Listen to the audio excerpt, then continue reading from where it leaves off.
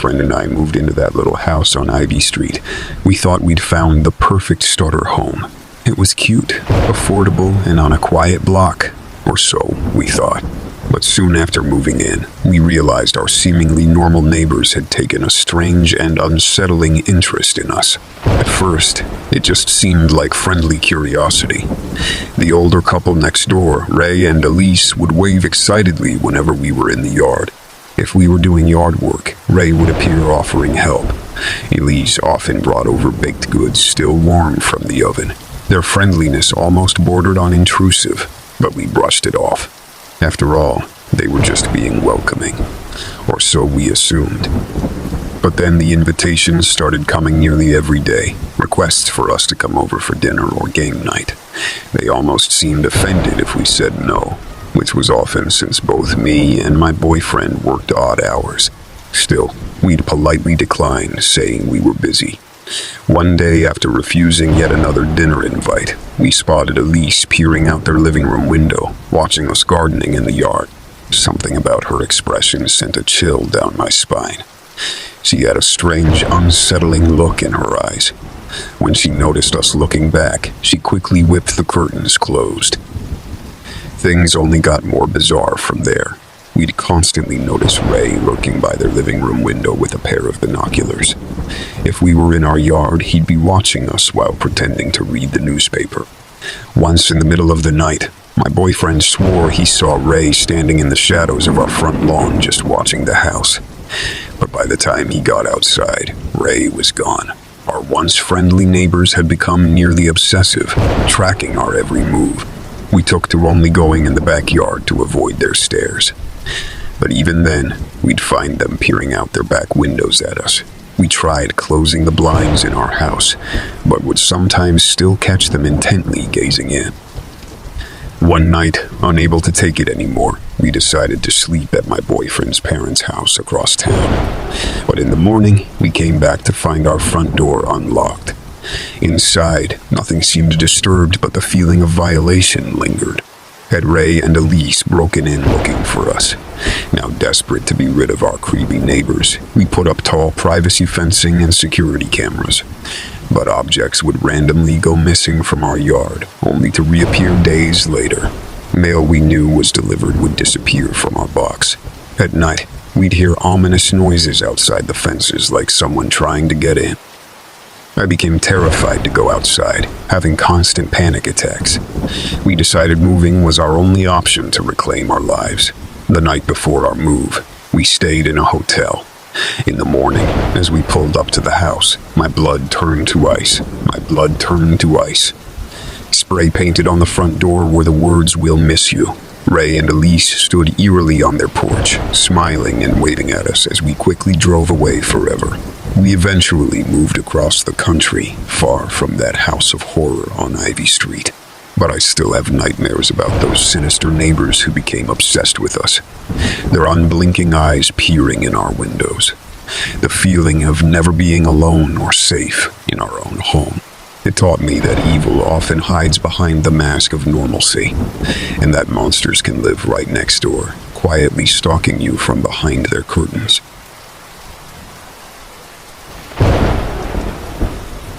Moving into that beautiful old house on Elm Street was a dream come true for me and my wife.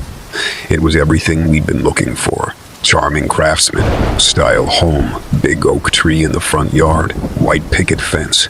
And the neighborhood seemed so idyllic too.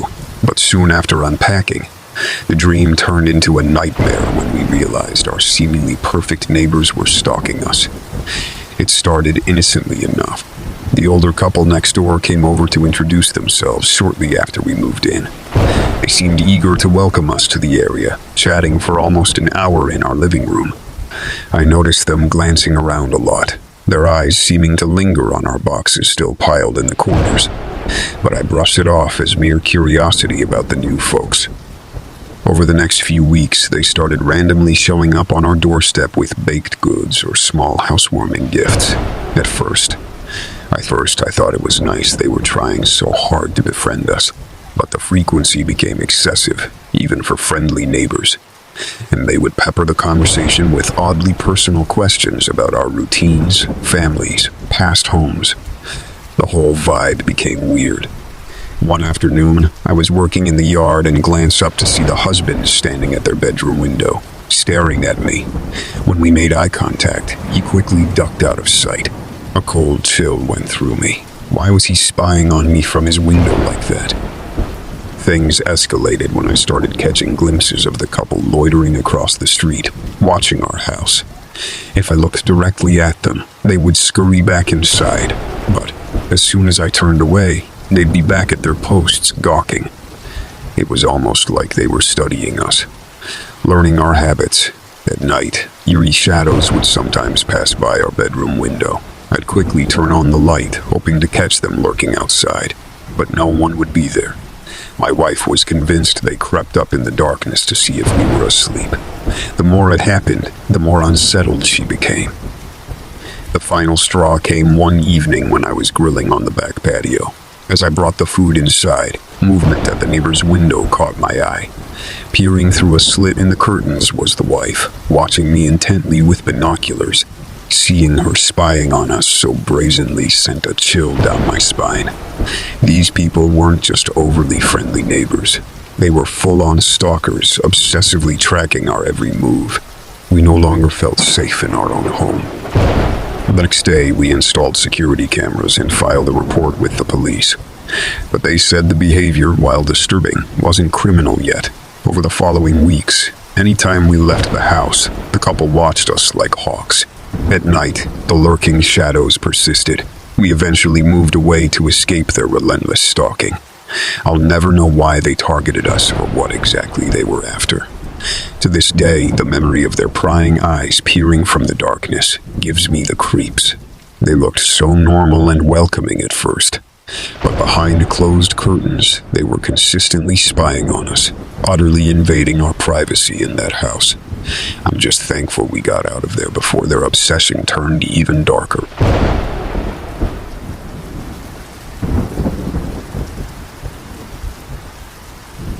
The other night, I was sitting at home reading a book when I heard a strange scraping sound coming from the house next door. At first, I tried to ignore it, figuring it was just the new neighbors moving furniture or something. But the scraping continued on and off for hours. As it got later, I couldn't take it anymore. I knew I wouldn't be able to sleep with that creepy sound going on all night. I went outside and walked over to the house, noting how all the windows were dark. I knocked on the front door, but no one answered. The scraping sound was definitely coming from inside, though. I knocked again, louder this time. Still no answer. Now I was getting worried. I walked around to the back of the house and knocked on the back door. That's when I heard footsteps approaching from inside. My heart raced as the door slowly creaked open. An elderly woman stood there staring at me with a blank expression. In the darkness behind her, I could make out the shadowy form of a man. "Can I help you?" the woman asked in a quiet voice. "Hi, sorry to bother you," I stammered. "I'm your neighbor from next door. I was just wondering about the scraping noise coming from your house. It's pretty late, and I'm trying to sleep." "Scraping noise," she said. "I don't hear any scraping." I listened closely. She was right. The scraping had stopped, but I knew what I had heard. "Oh, well, there was a scraping sound earlier coming from your house. It kept me awake, so I wanted to ask you about it." "That's very odd," the woman said. "My husband and I have been watching television all evening. No scraping sounds here." She started closing the door slowly. I put my hand out to stop it. "Are you sure everything's okay? I thought I heard something really strange coming from your house most of the night. Are you sure you didn't hear it too?" The woman's blank expression changed to one of suspicion. "Young man, my husband and I were watching TV. End of story. Now please let me close the door and leave us be." Chastened, I stepped back and let her close the door. As I walked back home, I looked over my shoulder to see the curtain on their front window quickly falling back into place. Someone had been watching me. The next night, I was eating dinner when the noises started up again. Rhythmic scraping, sometimes slow, sometimes fast. It was definitely coming from the neighbor's house. I march over there, determined to get to the bottom of this. I pounded forcefully on the front door. When no one answered, I made my way to the back door. This time, I didn't even have to knock. The back door creaked open slowly, revealing the darkness inside. No one came to the door. "Hello," I called out. "I'm your neighbor. Is everything okay?" Only silence answered, but the back door remained open, almost inviting me inside. I hesitated on the doorstep, unsure what to do. "Hello? Is anyone home?" I called again. Still no answer. I took a deep breath and stepped into the house. I found myself in the dimly lit kitchen. Pots and pans littered the counters, caked in dirt and grime. It looked like no one had cooked here in ages. The scraping sound seemed to be coming from somewhere on the second floor. I walked through the kitchen and into a back hall. Creaking floorboards announced my every footstep. I made my way toward the stairs, casting uneasy glances behind me. What was going on here? At the foot of the stairs, I paused. The scraping sounds were definitely coming from up there. "Hello," my voice echoed through the empty house. "I don't mean to intrude, but I heard noises and your door was open. I just want to make sure you're all right." Silence answered me. I placed a reluctant foot on the first step. The ancient staircase groaned under my weight. I ascended slowly, one creaky step at a time. The scraping grew louder at the top of the stairs. A long hallway stretched into darkness. I shivered, wishing I had thought to bring a flashlight. The scraping was coming from behind a closed door halfway down the hall. I felt my stomach tighten with dread as I crept towards it. My heart pounded in my ears. I paused outside the door, one hand hovering over the knob. Did I really want to know what was on the other side? Before I could talk myself out of it, I turned the knob and pushed the door open. The room inside was pitch black. The scraping stopped abruptly. I fumbled along the wall, searching for a light switch. My fingers found it and flicked it on. Light exploded in the room. Empty. There was no furniture, no pictures on the walls, nothing. Nothing to explain the scraping sounds. I stood perplexed in the doorway. Then I heard the creak of a floorboard right behind me. I whirled around with a gasp. The elderly woman from next door stood inches from me, her expression unreadable in the dim light. How did she get there so silently? "What are you doing in my house?" she asked. Her voice was calm, but her eyes were intense. I'm sorry," I stammered, backing away from her. "I kept hearing noises, so I came to see if you were all right. Your door was open. Did I invite you into my home?" "No, but I think you should leave now." A floorboard creaked downstairs near the front door, followed by heavy footsteps. Someone was down there. The woman glanced down the hall. "You need to leave. Right now." Then she looked back at me with pleading eyes, as if willing me to understand something she couldn't say directly. I nodded, moving toward the stairs. She followed close behind. I paused at the top of the staircase. The footsteps were ascending from the first floor. A tall shadow preceded the unseen man as he came into view. One slow step at a time, I ran down the stairs 2 at a time, squeezing past the man. A hand grabbed my shoulder roughly. Escape was so close. Just a few more feet to the front door. Then the front door slammed shut right in my face. The elderly woman had closed it behind me, trapping me inside. I was plunged into darkness as a heavy object smashed into the back of my head. Pain exploded through my skull and stars flashed across my vision. I collapsed to the ground, dazed. The last thing I felt were powerful hands grabbing me under my arms and dragging me away. That was 3 days ago.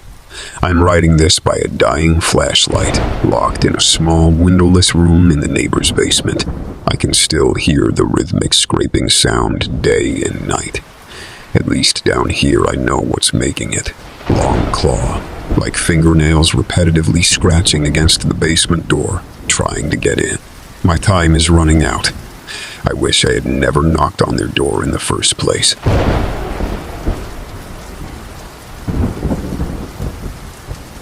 I've lived in my house for as long as I can remember. It's a small two-bedroom place with big windows that let in plenty of sunshine during the day. At night, though, those big windows make me feel exposed, like anything could be peering in and watching me. For the most part, it's a quiet street. My neighbors keep to themselves, waving politely if we cross paths getting the mail or taking out the trash. The white two-story house to my right has been empty for a few months now, a for sale sign stuck in the unkempt lawn. And on my left side is an elderly woman named Agnes, who I assume lives alone with her cats, judging by the parade of felines I've seen lounging in her front window. Agnes seems harmless enough, if not a bit eccentric. She's often out wandering her overgrown yard in a tattered nightgown and slippers, mumbling to herself as she digs in the dirt with gloved hands. I'll smile and say hello, but our conversations never go further than polite small talk about the weather. That all changed a few weeks ago when a new family moved into the empty house next door. From my kitchen window, I watched the movers haul in furniture in boxes, while a man, woman, and two young children explored the backyard. They seemed friendly enough, waving when they noticed me spying on them. I decided I would go over later and properly introduce myself. Maybe even bring over a casserole or something to welcome them to the neighborhood. When evening came, I baked a chicken pot pie and headed out with it in hand. But as I neared their house, an uneasy feeling washed over me. The family's minivan was gone from the driveway, even though it was nearly 9 months. The house was completely dark, not a single light on inside. Had they gone out for the night already? As I stood there debating whether to knock or come back tomorrow, the front door slowly creaked open. Darkness spilled out from inside. Then, so faintly I wasn't sure I actually heard it, a child's giggle drifted out into the night air. A cold chill ran down my spine and I hurried back home, leaving the pot pie on their doorstep. The next morning it was still there, untouched. During the day, the new house next door seemed completely ordinary. The kids played tag in the yard while their parents gardened. They looked like the all-American family. But at night, only darkness emanated from their home. Never any lights in the windows. Never the sound of family activity drifting outside. Only that same eerie giggle each night coming from the front door they left ajar. I rarely saw the family leave in their minivan, but somehow they were gone all night, every night. I started to wonder where they went after dark. Why leave the door open while they were away? Why was only a child's laugh ever heard from within? Soon after the family arrived, Agnes started acting even more peculiar. I would often catch her in my bushes, peeking into my windows or rattling the locked back gate. When I confronted her, she said she was looking for her cats who loved to prowl at night.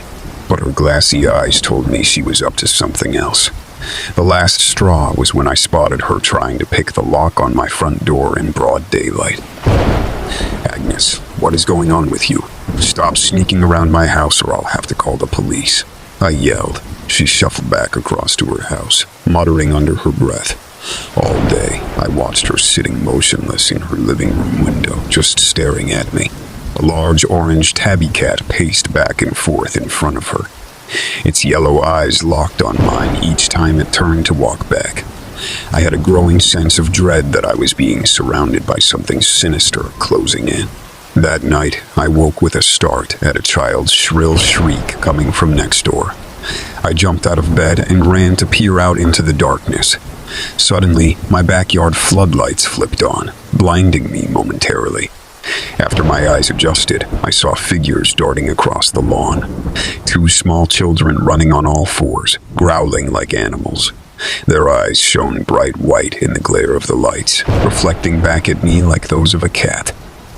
I stumbled away from the window in shock. What were those demon children doing in my yard in the middle of the night? Just then, my front doorbell rang out sharply. I hesitated, not wanting to get any closer to whatever unnatural things were outside my house. But the bell kept ringing incessantly, so I crept slowly towards the door and peered out the peephole. Agnes stood there staring right into my eye, though the tiny glass. As I watched, She grinned widely, revealing a mouth full of sharp, jagged teeth. Behind her stood the whole family from next door. The mother, father, and those two feral children I'd seen in my yard. Their skin was pale and eyes shone bright. They looked at me hungrily from my doorstep. "We've come to welcome you to the neighborhood," Agnes said. "Won't you come out and join us?" I screamed and ran to grab my phone, dialing 911. But strangely, the dispatcher said no units were available to come out. "Stay inside and lock your doors," she instructed evenly. I'm sure it's just a misunderstanding with the neighbors. Suddenly, the power cut out, plunging my house into darkness. I rushed to grab a knife from the kitchen, clutching it tightly. Outside, I heard sinister laughter surrounding me. The whole family was out there along with Agnes, waiting eagerly for me to come out. I don't know what they are, or what they want with me. But I know once this night is over, if I even survive, I'm moving far away from this place and its evil lurking in the shadows. All I can do now is wait helplessly for dawn to come and hope I make it through the longest night of my life.